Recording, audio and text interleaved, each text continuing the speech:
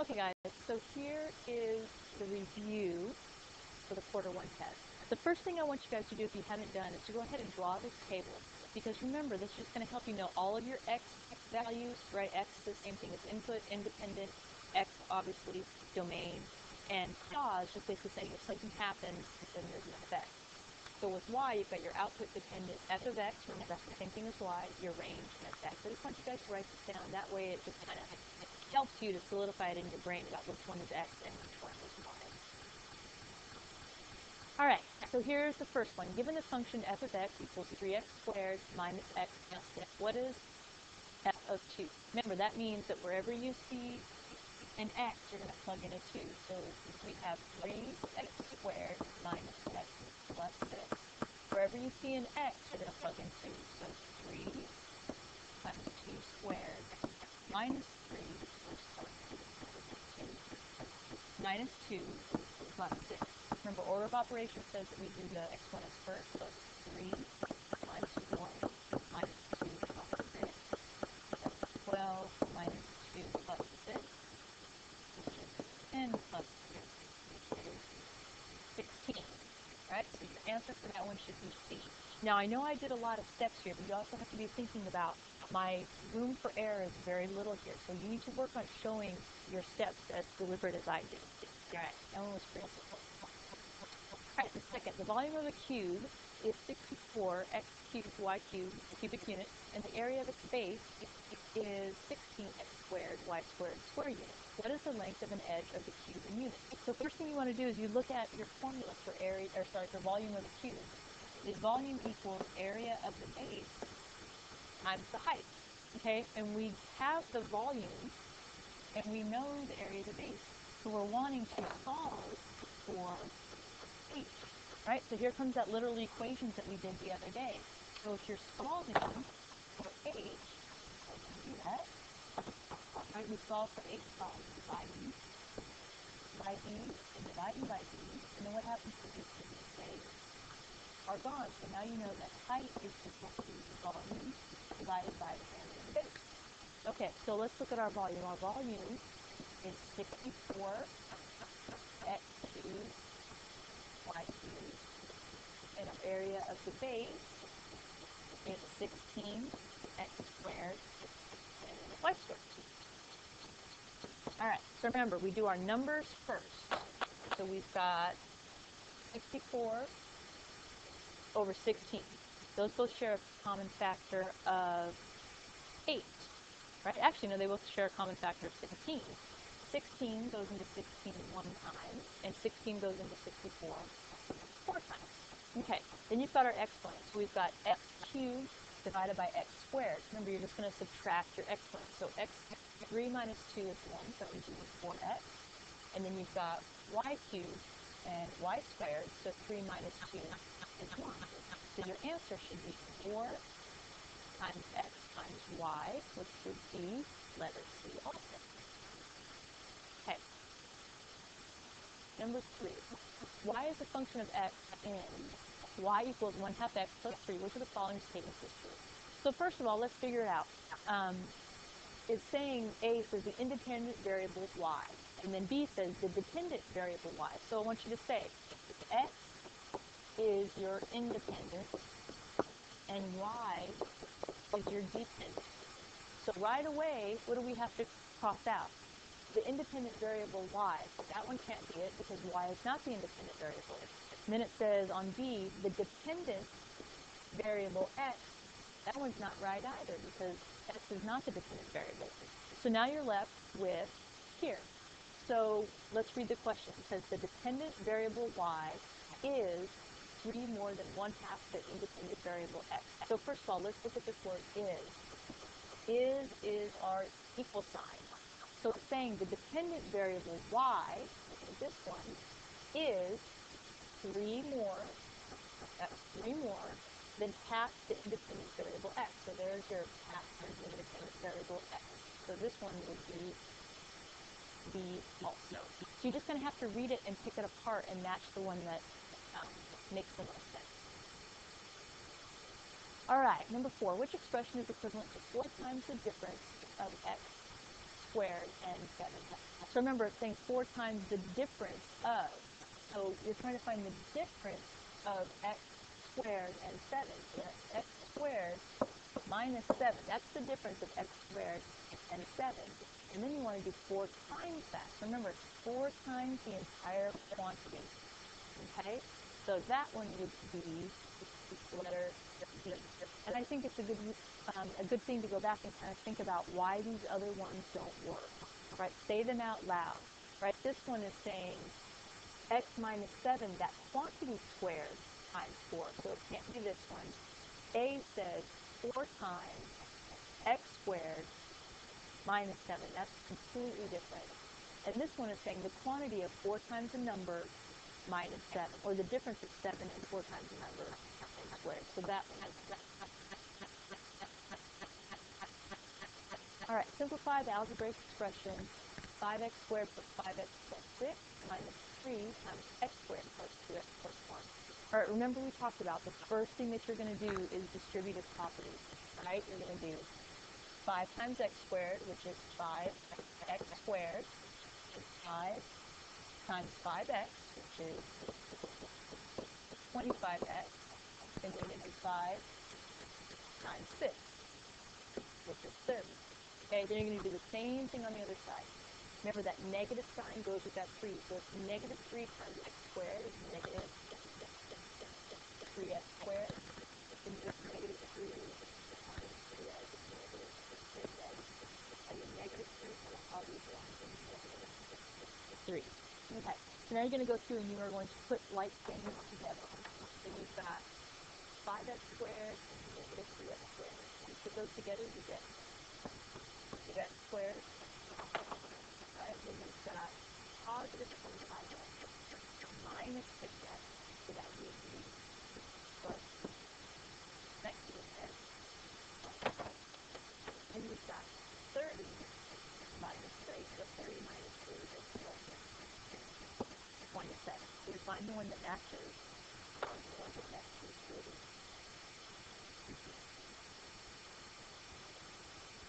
All right, solve for y. Not a multiple choice question, do both parts A and B. So basically it's saying there's 2 parts.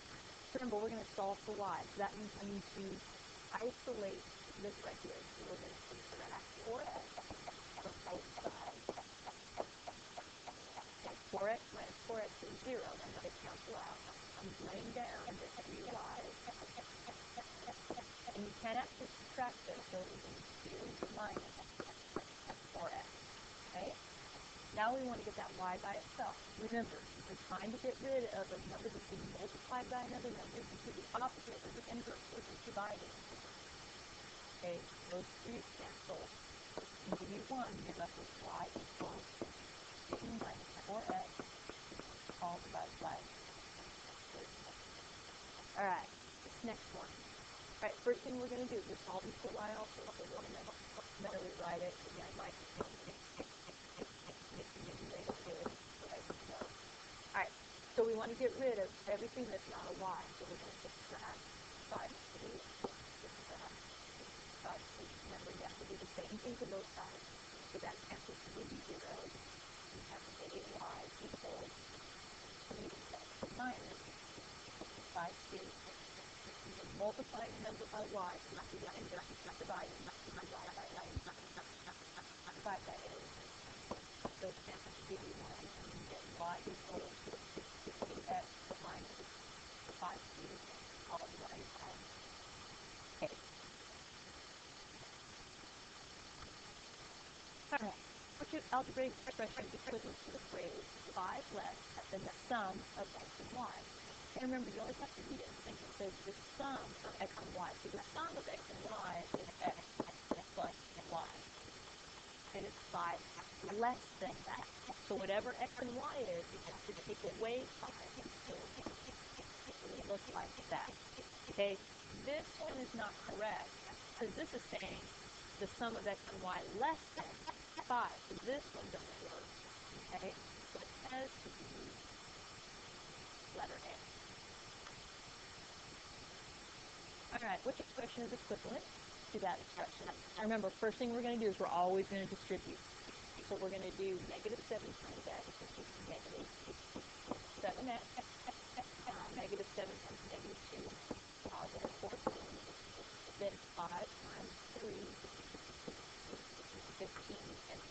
negative x, negative 5x.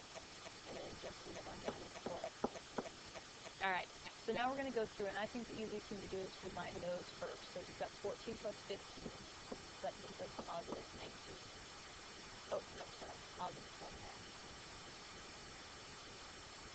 1. Okay, and then we've got 3 negatives, 7, 5, and 4. So 7 plus 5 is 12, plus 4 is negative 16x. So I get it, negative 16x plus 29. Letter B. Okay, number 9. State whether or not each relation is a function. Yes for function, no for non-function. Okay, remember, you're always going to look at the x value. Okay, you cannot have more than one of the same x value. So let's see, we've got negative 1, 1, 2, 3, and 4. So they all are different.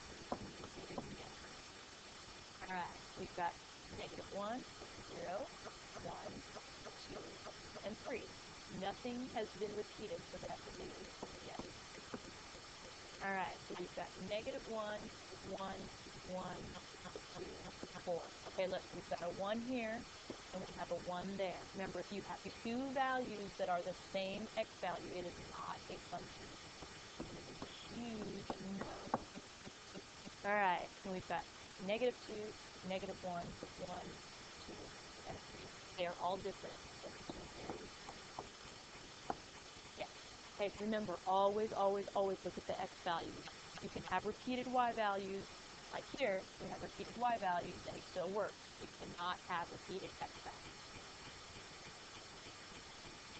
values. Alright, if negative 3.2 and y is a solution to this equation, what is the value of y? Okay, this question is not really hard, but it requires you to think about it. Any ordered pair you have, right? This is x, and that's y. So all they've told you is that x is equal to negative 3.2. That's what that means. This right here is your value for x. So all you're going to do is you're going to take their equation, and wherever you see x, you're going to plug in negative 3.2.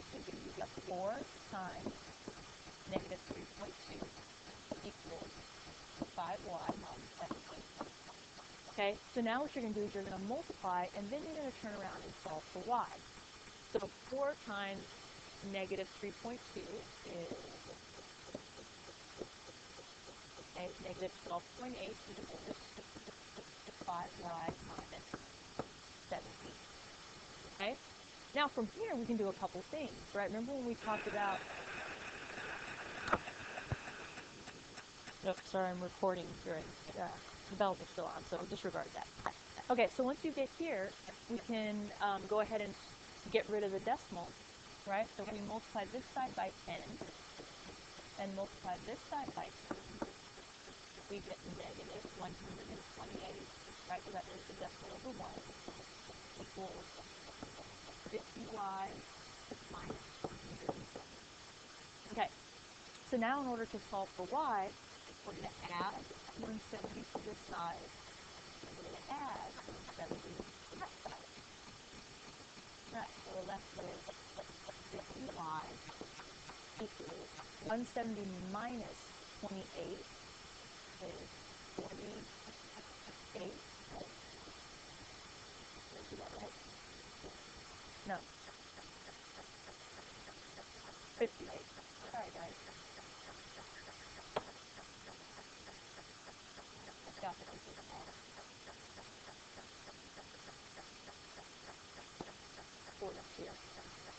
Sorry, it's been a long day already. Okay, so 42 equals 50y, so we're going to divide by 50. So that gives us y equals 42 equals 50, and we know we can simplify that by at least 2. So that'd be 75.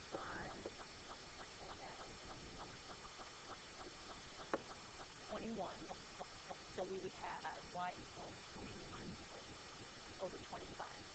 All right, now this is an example of a question that is going to take work. right? I mean, I can sit here and do this in my head if I really wanted to, but why? Do your steps, okay? Do your steps and get to the right answer. Don't be lazy and don't cop out. Do your steps, okay? All right, here we go. Number 11. All right, we got our x function. Okay, first of all, if you can split 5 over 6, that whole quantity raised to the negative, your first step is to know that that negative 2 applies to both the numerator and the denominator. So you can rewrite it as 5 to the negative 2 over 6 to the negative 2. Okay, now you ask yourself, what is that negative exponent? Remember, the negative exponent means for you to switch places. So the 5 to the negative 2 is on top, now it's going to go to the bottom, and it's going to drop the negative sign. The 6 to the negative 2 is on the bottom, now it's on the top, and it's drop the negative sign. So now you're left with 36 over like that, and that's your final answer. Now it depends on your answer choices, if it looks like this, or it looks like that. This looks negative. It depends on how we want you to answer, okay? All right. Erin jogs at a steady pace up the hill at your neighborhood. She then runs down the hill, and her speed increases. Which graph best describes the situation? Okay, so remember, time is this way, right? Okay, and then her speed is this way. Okay, so this graph is basically saying that her speed is increasing, so this one is increasing, and then it's decreasing. Okay, is that what it says? She's going at a steady pace and it runs down the hill and her speed increases, right? So that's not right. Okay, so this one is saying that it increases and then it stays the same. Okay, is that working? Nope. Okay, so these not going to work. And then it's saying that she jogs at a steady pace up a hill in her neighborhood.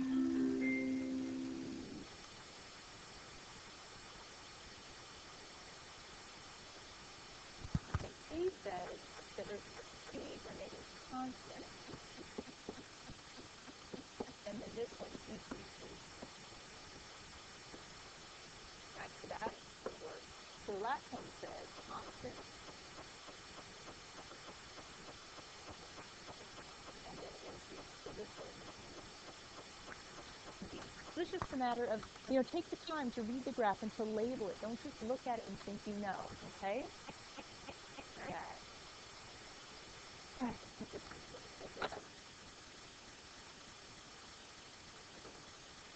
Okay, it represents which parts from our house to the mall and then back to the house. If each section of the graph represents part of one trip, which part of the trip is the least amount of time?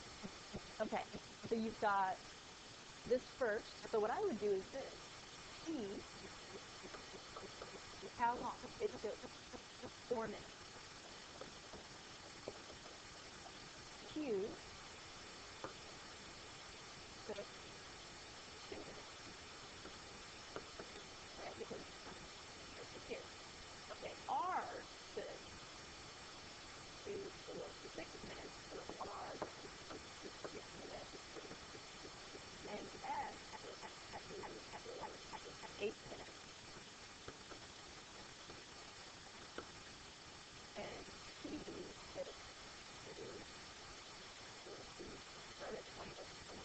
T took 8.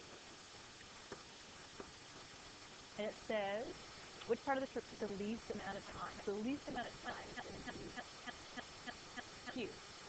Okay? So Q is the least amount of time. Remember, we're looking at time in minutes, not the length necessarily of this part, right? So this length right here might be the same as this length here, but it still took less time than it had a steeper slope. All right, favorite thing, domain and range. Okay, first thing I want you guys to do, domain, right, is always your x, and range is your y. Domain is your x, and range is your y. Okay, so domain means minimum, right, so you want to know your minimum, and you want to know your maximum. Okay, so my minimum x value, if I'm here at the origin, I'm going all the way back. My last x value is right there. Okay, So that minimum x value is negative 5. Okay? Then if I go here, I go all the way across, my maximum x value is 7. Okay? Alright, now I have to take into consideration the open circle and the closed circle. Remember, the open circle means that it does not include negative 5. So x has to be greater than 5, but not equal to. Okay? The closed circle means that it does include 7, so x has to be less than or equal to 7. Okay. Now range. Range is talking about y. So if I go down on my graph, my minimum y value is negative 3. So this is the lowest that it gets on the graph. So my min is negative 3. And my max is 5. Okay. Again, we have to account for open circle, closed circle. Open circle means that it does not include negative 3. So it has to be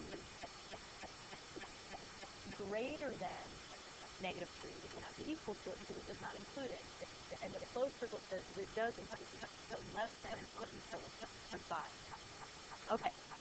Now this one, right, it doesn't have the arrows, it's just setting. So our minimum x value, so we go across here, right? And then our max, our minimum x value is negative 2, but our maximum x value is. Okay, now they're closed circles, so it does include. So x has to be greater than or equal to negative 2 or less than. Okay. Now our range, right here is our maximum point right here.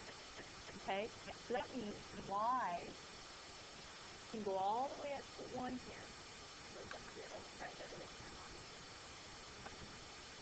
Okay, y is equal to 0 is the max. Okay, so anything that's less than or equal to 0. So y is less than or equal to 0. And when you get a question like this, once you're done, plug it in and see if it works. So if you got this one wrong right here, the range, and you said x, y could be all real numbers, that means I could pick this as y, and it would work. And you see that it only falls on the graph right here. Okay? Alright. Alright, they give you a function, and they give you the domain, and determine the range. Remember, domain is all x values. So all you're going to do is you're going to find f of negative 2. You're going to find f of 1. And you're going to find f of 6.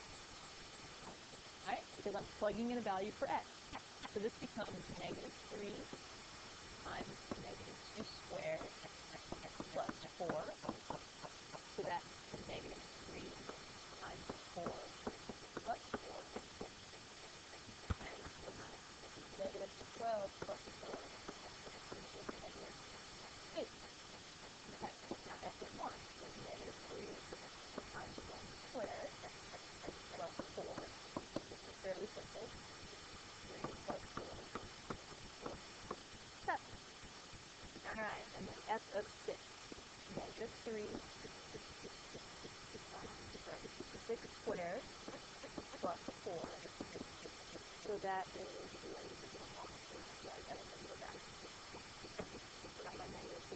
negative 3 plus 4 is 1. Okay, and then this is negative 3 times 36 plus 4. Negative 3 times 36 is negative 4.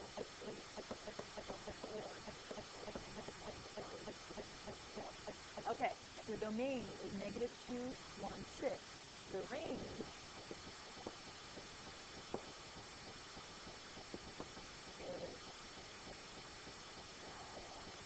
negative 104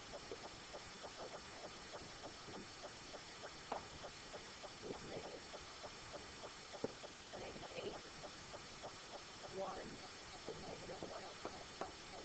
That's the thing. When you plug in those values for x, this is what you get for y. All right, Greg charges an initial $200 fee to heat the house plus $50 per hour.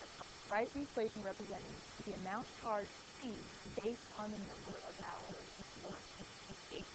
Okay, so first we need to think about the initial fee. Okay, this is your fund. He's going to add your subtract. Okay, now this is $50 per hour. And this is a multiply.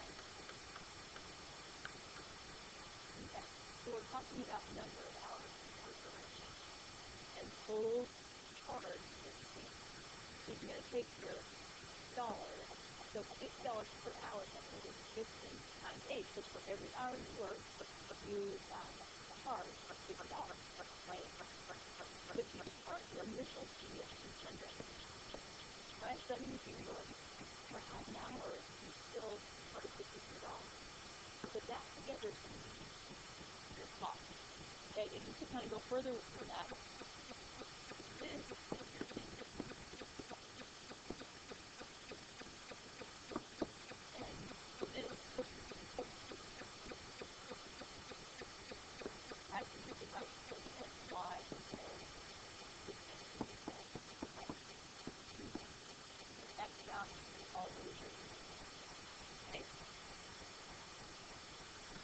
Alright, use the graph of A of x to the following section.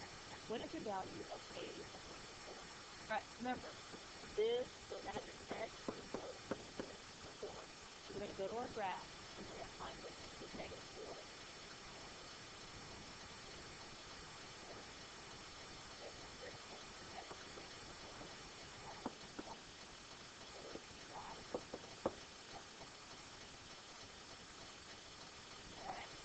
Which of the greater output values?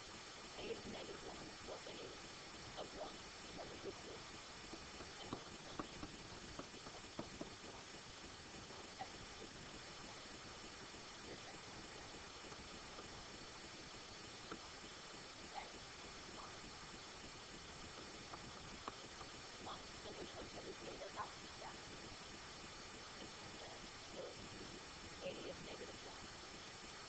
Alright, so A is negative 9. So all you're having to do here is you're having to plug in. So when x is negative 2,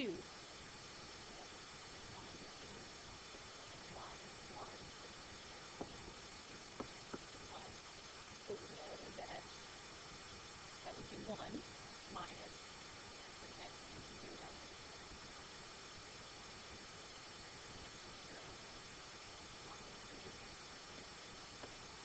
And for y minus 3 equals negative 0. Alright, so here's your statement. It says a motorcycle training school calculates the cost of training C for a course using the formula C, or the cost, is equal to 70 plus 18.5 times h, where h is the number of hours of training. They want you to know the independent variable, the dependent variable, and the dependency statement. Me personally, I would start with the dependency statement. And what that means is you're asking yourself, what depends on what? So you ask yourself, what is it that is dependent on what?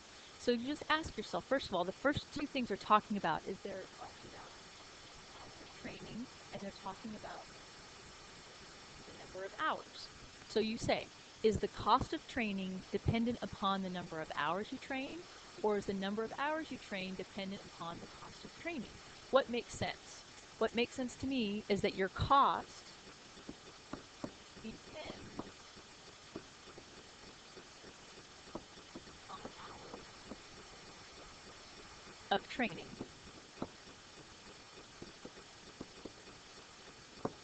Okay, so you know automatically that if your cost depends on the hours of training, cost is your independent, and your dependent, cost is your dependent, and hours is your independent. And also, you guys, a way to look at it is this value right here, okay? That's always going to be your independent variable, because whatever h is going to change what your value for c is. Okay, you just have to say those things in your head. Okay, it'll get easier, I promise. All right, solve 4x minus z equals y for x. Okay, I'm going to write it down here. 4x minus z equals y. We're solving for x, right? Okay, so we're going to add z to this side, and we're going to add z to that side. Okay, that cancels and gives us 0. So 4x equals y plus z. All right, next step. We are going to divide that side by that side. Because remember, these cancel and gives us 1. So we end up with x equals y plus z equals 4. We find the one that matches, which would be this one. Okay, now you need to be asking yourself, when you did your work, did you have something like this? Or did you just look at it, manipulate it in your head, and pick D? You're going to have to show your work. If you're not showing your work, use my example to figure out how is the correct way to do that. All right, this one's going to take a little bit of work. Remember, if you have two polynomials, all you're doing is multiplying. So we're going to multiply 5 times negative 3, which is negative 15. Then we have x to the 5th times x to the 2nd. Remember, you're going to add your exponents. You have 5 plus 2, so that's x to the 7th. And you have y to the negative 3 times y to the 0. You add. Negative 3 plus 0 is just negative 3. Y equals negative 3. And then this z has a 1, even though you can't see it. So z to the 1st power times z to the 3rd power is the same thing as z to the 4th power. All right, then we're going to put this 65 x to the negative 2 times y. Okay, so first thing we can do is we can simplify the negative 15 and the 65. They both share a factor of 3. I'm sorry, of 5. So 15 divided by 5 is negative 3. And 65 divided by 5 is 13. All right.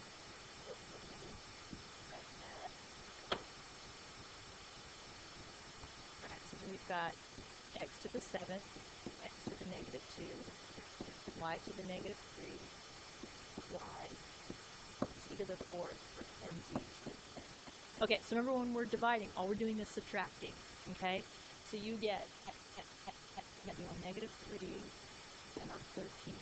Okay, so 7 minus a negative 2, right? You subtract the bottom from the top. 7 minus a negative 2 is x to the 9th. Negative 3 minus 1 is y to the negative 4. And 4 minus 4 is 0, so you get z to the 0. Okay, so now let's talk about it. Z to the 0, this changes to 1, right? And then what do we do with that y to the negative 4? Remember, the negative exponent tells you to move it to the bottom. So you would be left with negative 3 to the 13, x to the 9, and y to the 4. Okay? And remember, for e to the 0 equal to 1, anything equal raised to the 0 power is going to be 1. All right, area of a rectangle that has a length and a width of something. So area equals length times width. So our length is negative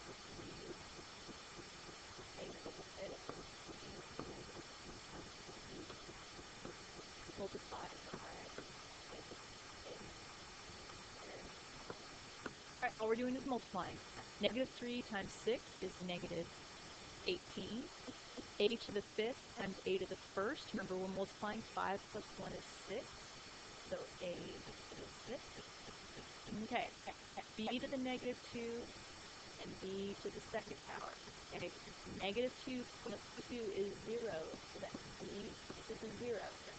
And then c times c squared is here. All right, so what happens to this b? B goes away because it's 1. So it's negative 18 a to the 6th cubed. Yes. All right, so we're back to this question. It's exactly the same as we did about 4 questions back. But now they're trying to find out what is the cost if you have 15 hours of training. So remember, the hours, okay, so you're going to get this C equals 70 plus 18.5 minus 15. Alright, so we have C equals 70 plus 77.5.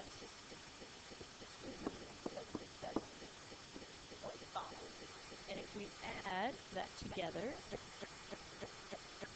you get $347. So it's equal to B. That's just math. Okay, remember, the hours change because of the change of total cost. Alright, last one. So we're doing literal equations. So we want to find, it has R equals G divided by I. Okay, and it wants to solve for I. Remember I said when you have these equations, you write it. So let's write it. R over 1 plus G a fraction. Okay, it is helpful as I times R times Y and then E times Y. Now we want to solve for I.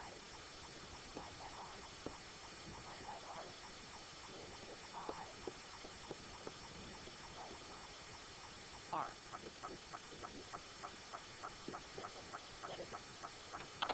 Alright guys, that is it. Please just go back, and anything you don't understand, just kind of watch the video. If I made a mistake or you don't understand something, please ask me or Ms. Whitaker. But I'm confident that you guys are going to do well on this test if you just slow down and show your work and don't think that you know just by looking. Alright guys, good luck!